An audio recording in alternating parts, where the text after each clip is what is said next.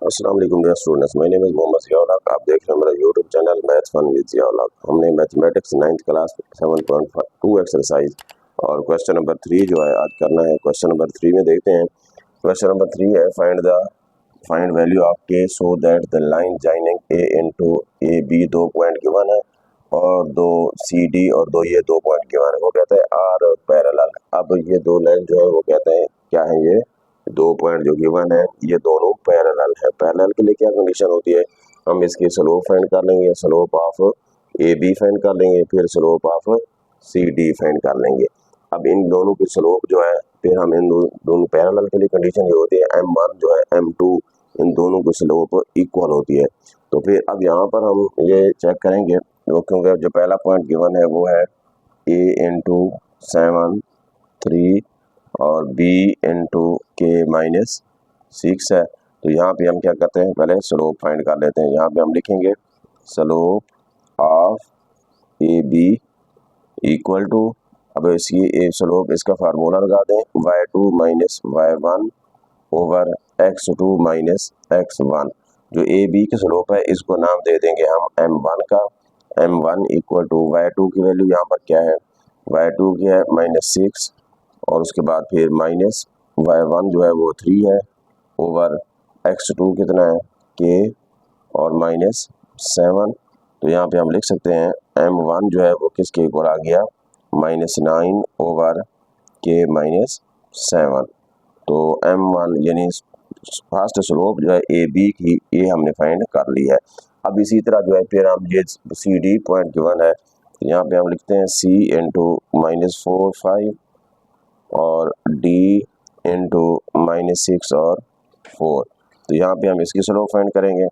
यहाँ पे लिखेंगे slope of C D equal to वही formula y2 minus y1 over x2 minus x1। तो इसी तरह अब इसकी स्लोप फाइंड करते हैं। तो यहाँ पे बन जाएगा स्लोप ऑफ सी डी जो है इसको है नाम दे देते हैं हम m2 का।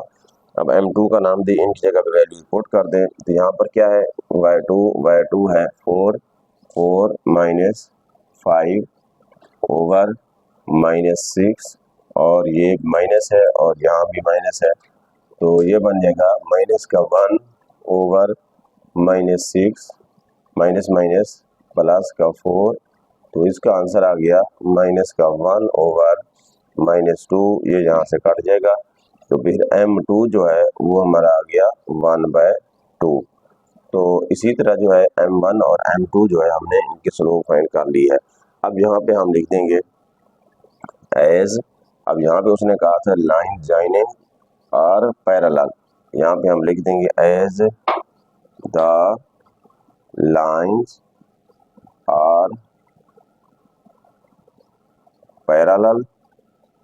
अब जब लाइन पैरेलल होती हैं उस वक्त क्या होता है, तो फिर यहाँ पर जो है हम ये लिख देंगे उनकी स्लोप जो है m1 और m2 ये दोनों स्लोप एक दूसरे के इक्वल होती है। जब लाइंस पैरेलल होती हैं उन दोनों की स्लोप एक दूसरे के इक्वल होती है m1 इक्वल टू m2। यहाँ से हम m1 और m2 का एक दूसरे के इक्वल रखेंगे, -9 ओवर k -7 इक्वल टू 1/2। अब इसको हम क्या करेंगे, क्रॉस मल्टीप्लाई कर देंगे।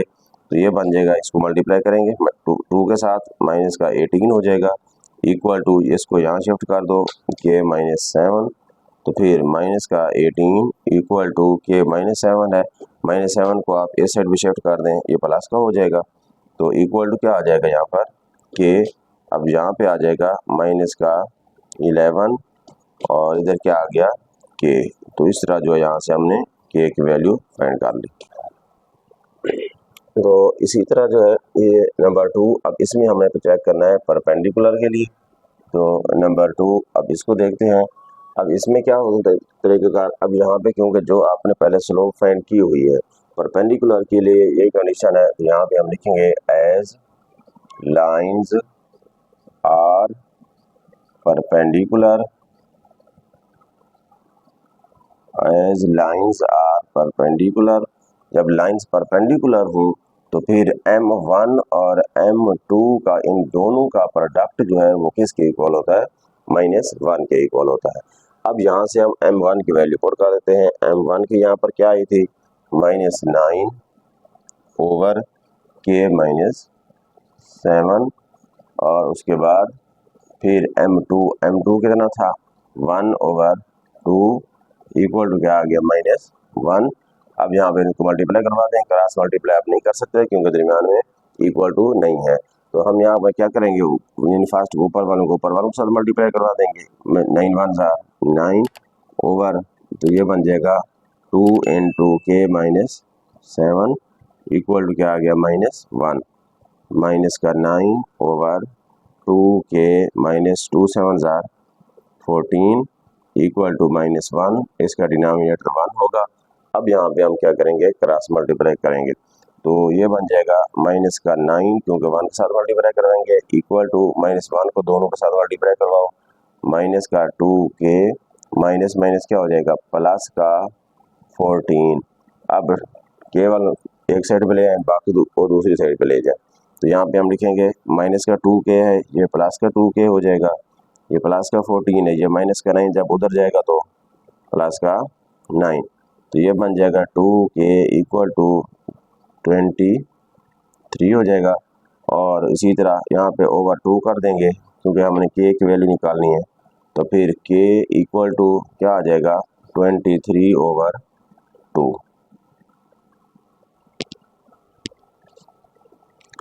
तो अब ये चीज़ आपने याद रखनी है। अब यहाँ पर जो है, यानी इसमें अगर लिखा हुआ हो ये क्या पैरेलल है, पैरेलल के लिए कंडीशन यही होती है, जो दो स्लोप फाइंड करें उन दोनों को एक दूसरे के इक्वल रखना है। जब वो m1 और m2 एक दूसरे के इक्वल होंगे, वो हमारे क्या होंगे, वो लाइन्स पैरेलल होंगी। या फिर वही पॉइंट जो है, अगर उनके स्लोप जो है अगर फाइंड करें, अगर वो एक दूसरे के इक्वल आ जाए, तो वही जो है एक ही लाइन के ऊपर लाई करते हैं, lie on the same line. या फिर हमने ये चेक करना हो कि दो लाइन्स गिवन है, इनकी हमने ये पैरेलल है या परपेंडिकुलर है।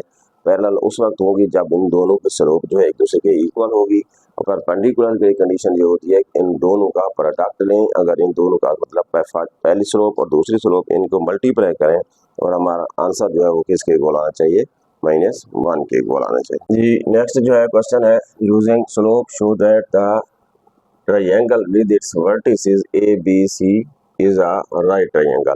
इसको हमने शो करवाना है, ये ट्रायंगल जो है ABC, इसके जो मतलब उसके वर्टिसेस हैं, तो ये राइट एंगल ट्रायंगल बनती है।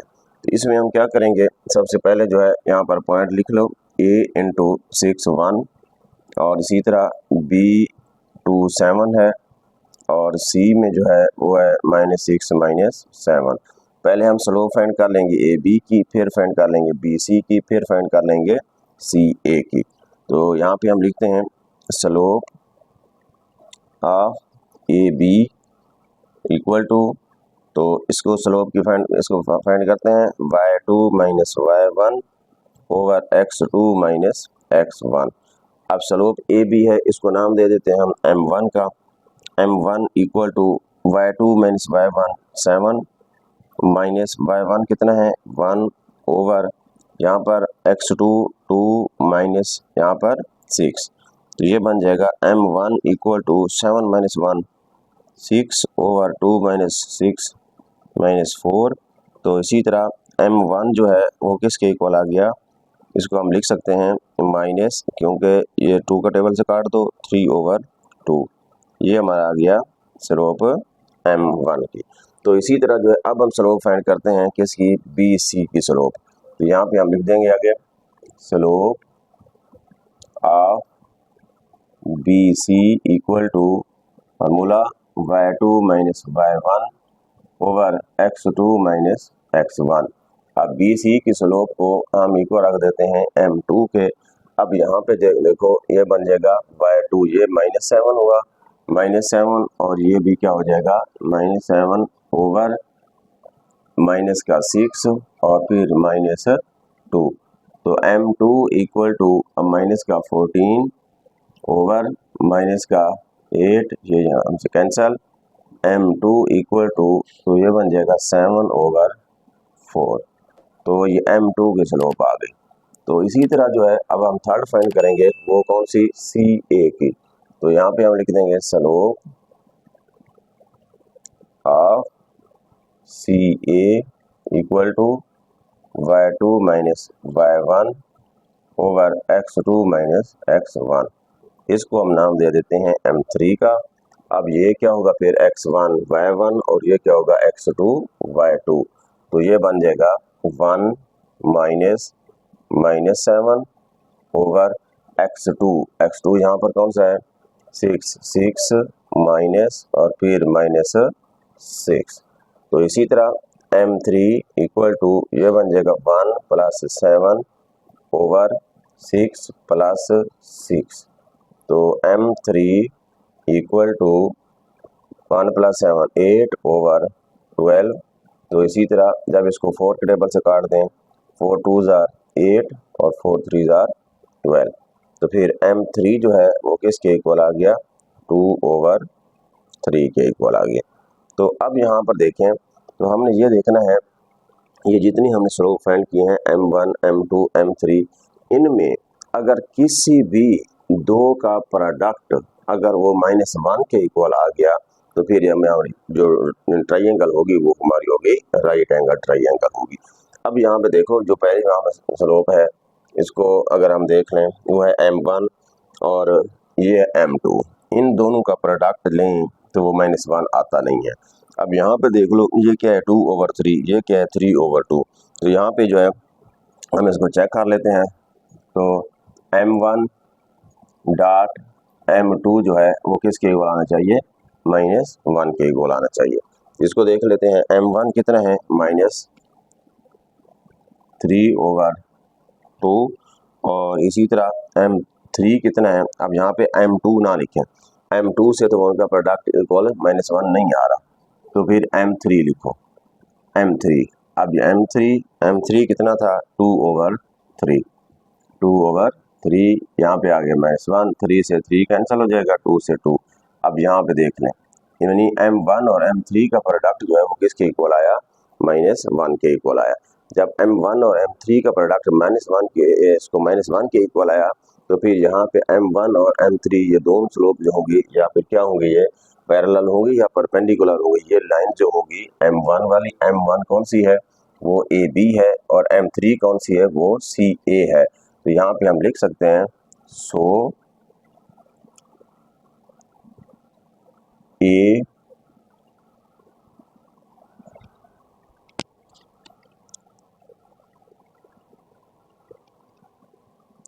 तो यहाँ पे जो है हम ये लिख देते हैं since product of M1 and M3 is -1। सो अब ये M1 किसका मतलब किसकी स्लोप थी या कौन सी साइड थी वो AB था। यहाँ पे लिख देंगे सो AB एंड और M3 के लिए क्या था CA था। AB and CA are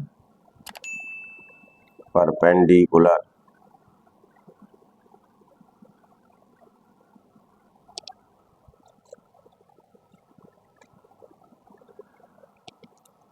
AB and CA are perpendicular.